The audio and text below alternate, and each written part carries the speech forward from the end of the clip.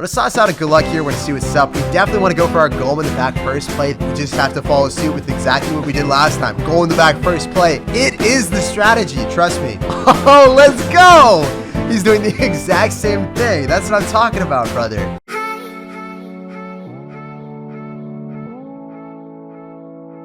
Hey, what's up guys? It's Jake aka Tag, and today we're back at it again with a crazy way to play Golem. We're gonna be going Golem in the back first play every time we can. No, this is not a meme, it's actually a strategy, and this deck works super well with it. A lot of people are trained to go all in as soon as they see a Golem in the back. However, that's not a good decision if your opponent has a tornado for any balloon or wind condition, and the Bomber, Mini P.E.K.K.A, and Skarmy can net some massive positive elixir trades so your opponent gets overwhelmed by your Golem and Night Witch push because they just don't have elixir to defend. So let's go jump straight into some games and assert some dominance by dropping our Golem first play in the back. And if you're not already, you can support me by using creator code SirTag. By using creator code SirTag in any Supercell game, I get a percentage of all money spent at no extra cost to you. It supports the channel, it allows me to spend more time on videos, and I really appreciate it. So we're playing against Golem God. All right, dude. Well, we're gonna show you how to actually play Golem. Just do it! Oh, let's go!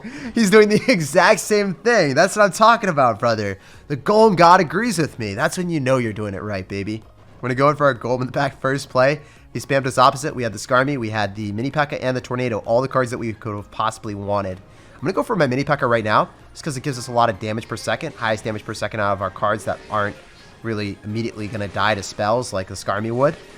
And I'm just going to wait and see what he wants to do. Ooh, Electro Wizard. Not a huge fan of playing against that right now. Our best bet is maybe going for a Skarmy because it's going to be a cheaper elixir cost card to cycle than our Night Witch here.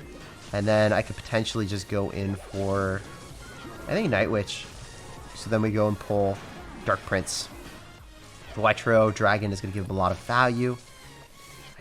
I want a Golem really badly. Guess we can just do this, right? Go and activate that King Tower. Feels good, man. Improvisation. Showing up the Golem God. Showing him who's boss. He's going to go for Golem now. The one thing that was bad about doing that is I cycle my Golem way earlier than him. So I do activate King Tower for a much better defense, though.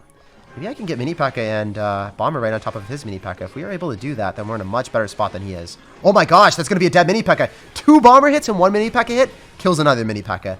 That is going to be total cannibalism if I've ever seen it. I'm going to go in for a Mega Minion on top of his Electro Dragon, hopefully. No! Why you do this? You had one job. You only had one thing to do. And the Mega Minion's just like, nope. Didn't want to. So, unfortunately for us, this Electro Dragon's going to stay alive. But fortunately for us, we do take the tower. So, I'm going to go in for a Night Witch in the back in the same lane that, you know, he's probably going to try to spam us. Yeah, there he is. Exactly as we anticipated. There's no way he's going to try to go opposite of us. It would be too wild. He would lose the tower then. So he's going to try to make massive counter push. He's going to try to take out our Golem and make counter push that would be pretty substantial. However, even if he has Electro Dragon, I think that's matchup advantage for him. We can still trade around evenly, so then his Golem doesn't break through. That's what I'm hoping for. I just don't want him to break through. He should get a better interaction here because he's got Electro Dragon. However, it's going surprisingly well for me. We can go in for our Skarmy off to the side. Go in for a Mini P.E.K.K.A shortly after, and then go in for a Bomber to shut all down, baby. That's what I'm talking about. So the Skarmy, if it dissipates and it's all not joined together, then guess what? He's not going to be able to eradicate it all instantaneously with the Dark Prince. It's really hard for him to hit everything with that. So GG, well played, and peace out, brother. That Golem King Tower activation felt so good. I haven't actually done that before in my life. It's always been like Ice Spirit or an Ice Golem with a fast cycle deck. What do you classify the person that beats the Golem God? We're gonna sauce out a good luck here. We're gonna see what's up, and we have a phenomenal starting hand, guys. This is what dreams are made of. Going in for the Golem in the back and then having your Skarmy. If your opponent spams you, you shut down everything and you assert the dominance. He's gonna go in for a Magic Archer, so I'm expecting it to be a Mini P.E.K.K.A Hunter deck with Earthquake Royal Hogs, because that's what most people are running, but it could be P.E.K.K.A, it could be another type of bridge spam. We just know it's gonna be bridge spam. Okay. So he's going to go for a Dark Prince. We're able to go for a Mini P.E.K.K.A, shut down the Dark Prince. And as long as the Dark Prince dies, we can ignore everything else. Ooh. We want the Magic Archer to lock onto our tower, so then we can go for a Skarmy. And the Skarmy's going to be able to kill the Bandit. You guys noticed how we were just able to eat the Magic Archer, and he's not able to eat the spam that we have on the right. That is going to 3-crown you, my dude. You spent so much elixir for nothing. No value whatsoever. Oh my goodness. Guys, the horror, the abomination. That is this Golem spam deck. You start Golem in the back, they go opposite lane, you defend for a massive positive elixir trade, and you just 3-crown him. This guy wasn't able to do anything. Dragon Nuts was just dominated, absolutely annihilated by this deck. I think we 3-crowned him in under a minute. We got a game against Albert. We're going to sauce out a good luck here, and unfortunately, we do not have our Golem in our starting hand, so we're forced to go and cycle our Zap. The big boy plays cycling the Golem in the back first play, but he's going to go in for a Bandit, so I'm expecting him to have P.E.K.K.A. or just a bridge spam deck in general. We can go for a Skarmy to go and pull the Bandit directly to us. It hits the Skeletons instead of the mini P.E.K.K.A. And it's going to be P.E.K.K.A. after we see the Bandit plus Magic Archer. Could be a Ram Rider Cycle deck, but... oh, okay. It's going to be Ram Rider Cycle. I just wasn't expecting that one, Chief. Saucing out the Ice Golem like that. I'm going to go in for a Bomber here. And... oh, this is really good. So we're just going to go for Night Witch off to the side. Go and activate King Tower with that one Royal Piggy. And then the Bomber is going to be able to finish off the Magic Archer, and the Magic Archer is not even going to be able to hit the tower there. 2 hits, and then the Magic Archer's toast. So overall, we're down a little bit of damage, but we have King Tower activated, so it's beneficial for us in the long term. I can also just zap that if I really want to, so it doesn't get hits on our tower, and then just save our Skarmy for the Bandit. As long as he doesn't have a zap of his own, he's not going to be able to get any damage here. So really good stuff. Dark Prince did get a connection, so that's unfortunate, but we're still chilling. We're still vibing. I want to go in for a Bomber in the spot where he's probably going to go Royal Hogs. And then I want to go in for a mini P.E.K.K.A. to go and catapult itself right on top of the Magic Archer. Oh, that's going to be so funny because then the Bomber was looking. He was looking right at that Royal Hog and he's like, nah, fam, I'm not going to hit that. I'm against hitting that. I don't understand, man. It was against his religion. He's like, make love, not war. And then he just turned around. Anyway, we can just go in for a Golem in the back. We're up a bit. He has to respawn in the Mega Minion. He probably has to drop something in the same lane as us. Otherwise, we can go for Skarmy. Skarmy hasn't failed us once yet. He's consistently dropped negative elixir trades into it. So, maybe we can just keep that happening every single time. Ooh, I could Tornado, but I think that would just cost us too much elixir. I just want to go in for a Skarmy and save the 3 elixir. Maybe even Tornado on offense, potentially. We'll see. Oh, no, he's going to Bomb Tower. I love this deck that he's playing. Very unfortunate for me, though. I'm going to be able to go in for the Skarmy now. Dark Prince is just going to get mauled by the Rabid Bats. And I can go for a Golem if I really wanted to. Yeah, I think it's just going to be better to go for Golem at the river, honestly. So when his elixir count is low, Goleming here is not a bad play. And then I can mini P.E.K.K.A. in the opposite lane because he's going to go in for a Bomb Tower. I don't want the Bomb Tower to hit everything. I need to go in for our Bomber, and I'm going to go for mini P.E.K.K.A. here. And we should be able to destroy the Ice Golem. Mini P.E.K.K.A. might even get on top of the tower. So it's not going to happen. So it's an okay elixir trade for us because we kill the Bandit. And we can start making a big push in the other lane. Oh, the mini P.E.K.K.A. did! No! No, dude. It was so close. I should have zapped. I just didn't have the balls, guys. I didn't have the balls to zap it. Well, we're going to zap that Magic Archer so it doesn't get a connection. And now we can Golem. And we should be able to walk with the W. As long as we finish off those Royal Hogs. Magic Archer targets the Mega Minion. And it doesn't even hit our towers. So we just need a little bit of luck. A little bit of love. And we'll capture a win. That was hysterical. I was like, oh no, the mini P.E.K.K.A. is not going to hit. And then I was so optimistic. And then it just fell flat on its face, being a complete disgrace, not finishing off the tower. GG and well played to Albert. We're just keeping up the win streak. 6-0 now, baby. Not losing anytime soon. This deck is really fun to play. We're going to go for Golem in the back. First play here, and we're going to see what's up. This guy's going to go for mini P.E.K.K.A. So, unfortunately, I think we have to eat some damage, guys. I can't activate King Tower. He's going to go for a Poison, expecting a Skarmy. As if we would try to defend our tower, my dude. We have such a huge elixir advantage right now. I can catapult everything that I have at him. The entire kitchen sink is coming out, man. He's going to go in for Skeletons. He's going to go in for a Mega Minion and a Baby Dragon. But guess what?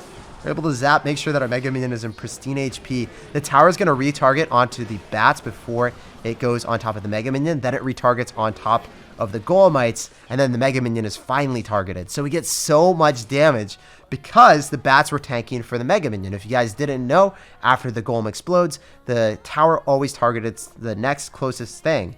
And because the bats were there to tank, we were able to get a nice positive elixir trade and get so much damage with that Mega Minion, man. So I'm wondering what I want to do. I think our best bet, high key, just going for a mini P.E.K.K.A. kite and see what he does. I think that he's just going to have to drop elixir on that. Our Bomber's going to give us so much value. We ignore the baby dragon in the opposite lane because it just doesn't matter to me. And maybe the bomber even takes the tower if he doesn't Mega Minion here. No, he's going to Mega Minion, so that means I get a free Golem. He might decide to go in for a Mini Pack in the opposite lane. Oh, he's going to go in the same lane. Okay. I think I have to go in for a Night Witch if I want to be able to body block this. Might not be worth it. He's going to Snowball. Bye-bye. Guess it wasn't, man. Some situations where you just really want to defend your tower. It's not the right way. It's not the way of the Golem, guys. You're just supposed to sack the tower. The game's telling me, Jake, you gotta sack the tower every time. That's how you play the game. The Golem's gonna explode. I don't know why he's trying to do that. That is beyond my comprehension. That is lost tower. It's a lost cause, my dude. What is he doing? What are those?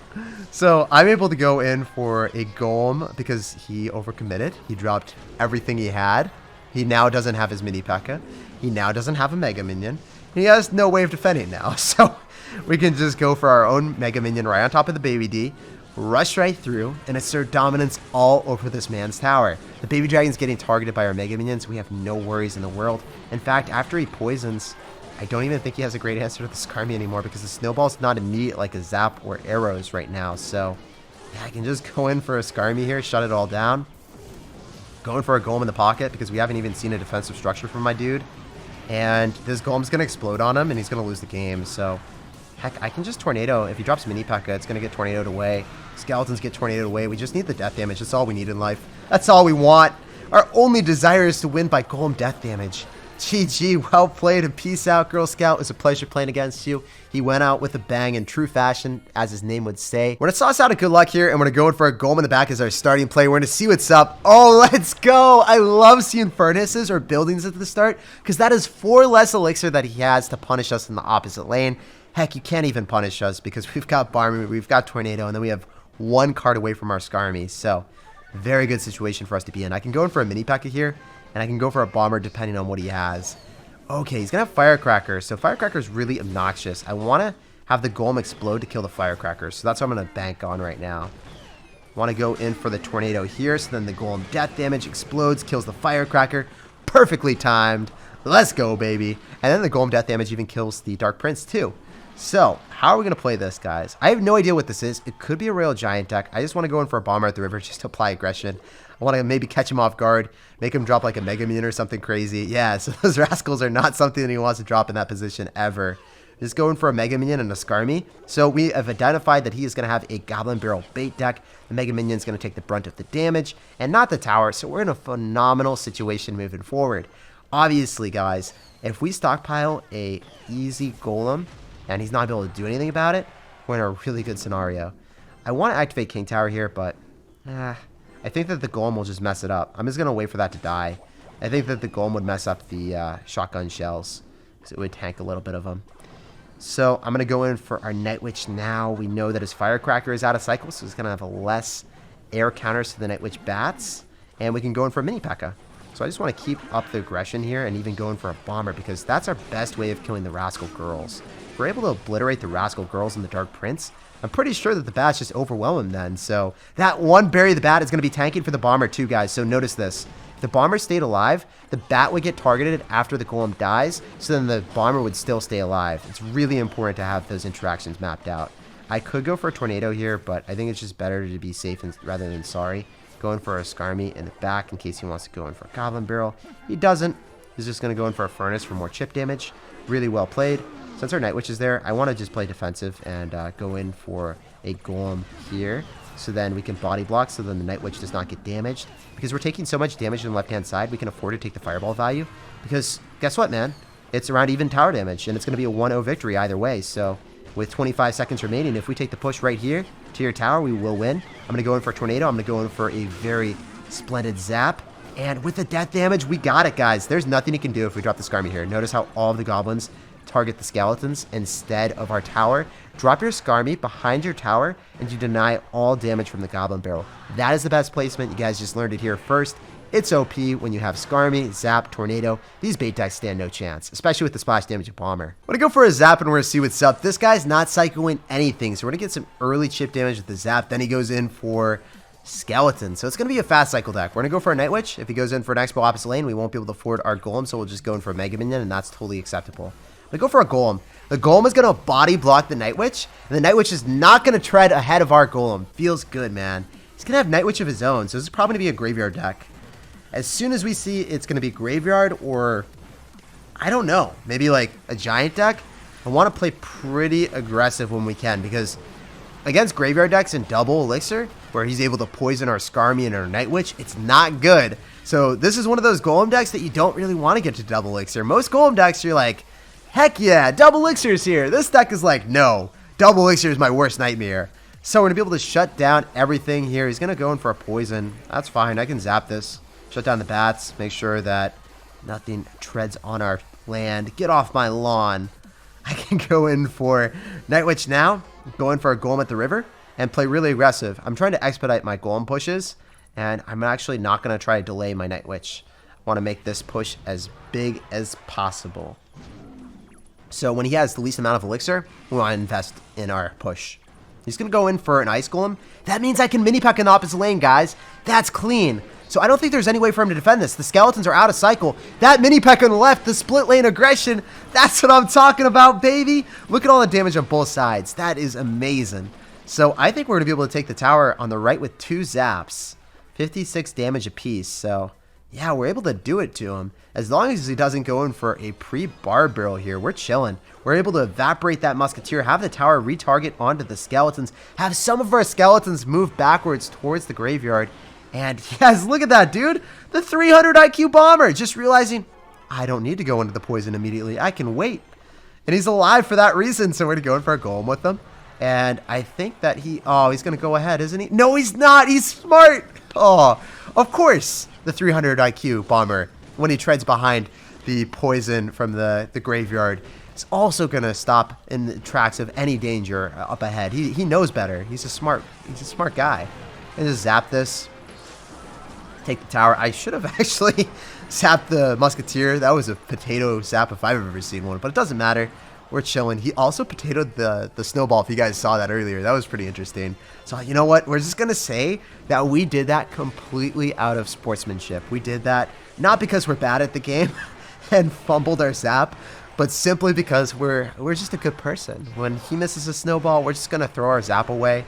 Just out of sportsmanship, man. GG and well played. We were able to assert dominance, and as you guys see against Graveyard, you got to go early and aggressive and single.